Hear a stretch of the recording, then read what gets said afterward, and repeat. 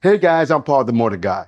Now in this video, I'm gonna cover how to do the figure 8 exercise inside a box. So hang tight.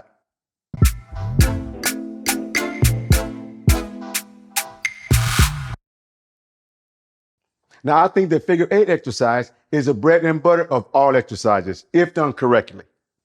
It allows you to work on the friction zone, proper head and eye turns, counterweighting, and using the rear brake. Now, when doing the figure 8 exercise using 2 pivot cones, it allows you to go wide because you don't have any boundaries. By doing the figure 8 exercise inside of a box, it will force you to tighten up your turns. First, let's talk about the 3 common mistakes I see riders make when practicing the figure 8 exercise. Now, the first thing is that riders tend to use too much speed or momentum. Now, by doing this, you're not really working on the friction zone. To correct this, you want to slow the motorcycle down in between your turns. This will force you to use the friction zone to keep the motorcycle from falling and not momentum. Now, the second thing is improper head and eye movements. Riders tend to look down when practicing this exercise. Remember, you want to keep your chin up. Now, the third thing is that riders tend to lean with the motorcycle. Remember, when doing any slow speed maneuvers, you want to use the counterweighting technique. You want to let the weight shift to the high side of the motorcycle while the motorcycle leans underneath you. Now, I'm going to go out and walk through this exercise for you. Now, the box I'm using is 40 feet long and 18 feet wide.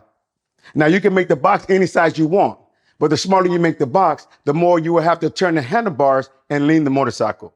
You also have to have quicker head turns and handlebar turns. Now, as I'm riding this exercise, I want you to watch how I slow the motorcycle down before I start my turns. And I also want you to watch my head and eye movements. All right, guys, so we're outside. I got the box up. Again, it's 18 feet wide. It's about 40 feet deep. So I want to just walk you through this exercise. I'm going to show you how to do it, where I'm looking, where my head and eyes should be looking, and all that good stuff. So what I'm going to do, I'm going to enter in on that side over there. Now remember, you're going to use all your space. Whatever space I give up on this side is going to translate over to the other side, and I'm going to make an 18-foot box smaller. Also, you also want to get deep into this back wall as well. But the same thing, the space I leave here on this back wall is going to translate up to the front wall, okay? So when I'm coming in, and I got 2 double cones here to kind of mark the center. So when I make my left turn, that's where I'm going to be looking. But as I'm coming in, you can either ride in down the wall, or you can come in a little bit to the right and then do that quick dip in. However way you want to do it is fine. The whole point is you got to use all your space. All right, so I'm going to come in, I'm going to ride this wall, I'm going to get deep. From here, when I'm ready, I'm going to turn my head, turn my eyes, and find the center of this box. That's where I want my mic to go, is the center of this box. So I'm going to turn. I'm looking for the center of the box. Just these 2 cones, double cones here. And then from here, you're going to ride down to the end of the wall. Now, I'm going to make my right turn. Remember, again, I got to use all my space on the side and all my space deep as well. So got to be a little bit patient. So I'm gonna come in here, turn, again, for my right turn, find the center. Somewhere around in here, don't have to be perfect. Then I'm gonna ride down here, and that's one completion, that's one figure 8 right there. Then you just repeat that over and over again if you're going to that side. Now let me show you the other side. So on the other side, I will ride in here, same things apply. I'm gonna use all my space on both sides, all my space deep. From here, I'm going to turn my head, turn my eyes, and again, I'm going to find the center, which will be right between these 2 cones right here, pretty close to it. Same thing, use all my space on my side, all my space deep.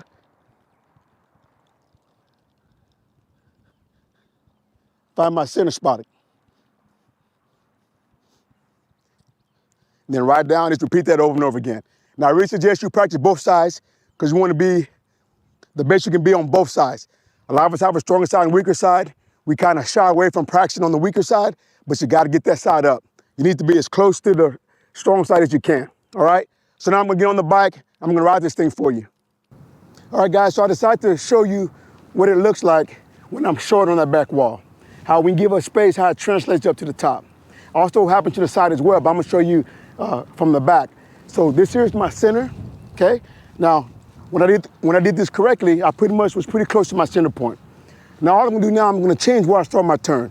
So instead of going deep, I'm gonna start at maybe 2 or 3 feet short of the back wall. I'm gonna show you where it brings me up here in reference to this center point, all right? All right, so the only thing I'm gonna do, I'm gonna try to do the same turn I did last time, except I'm gonna start my turn a foot or two early. So you can see how it affects it, all right? Coming in, start my turn a little early.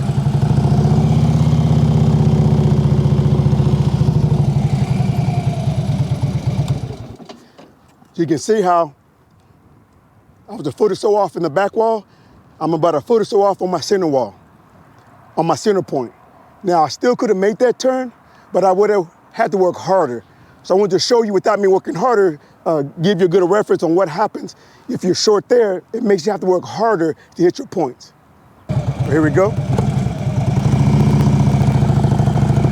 Draw my space, find my center. Find my center. Find my center. Find my center.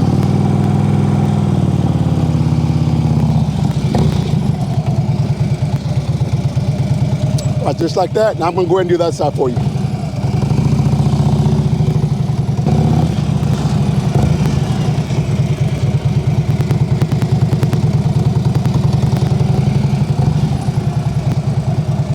Find my center.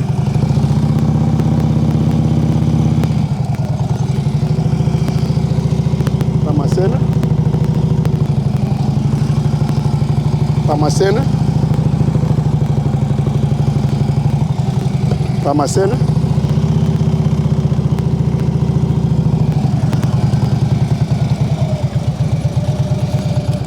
So just like that. And I hope this video helped you. Sorry about my voice. I'm still kind of hoarse from my practice session I had, but I wanted to come out and do this video anyway.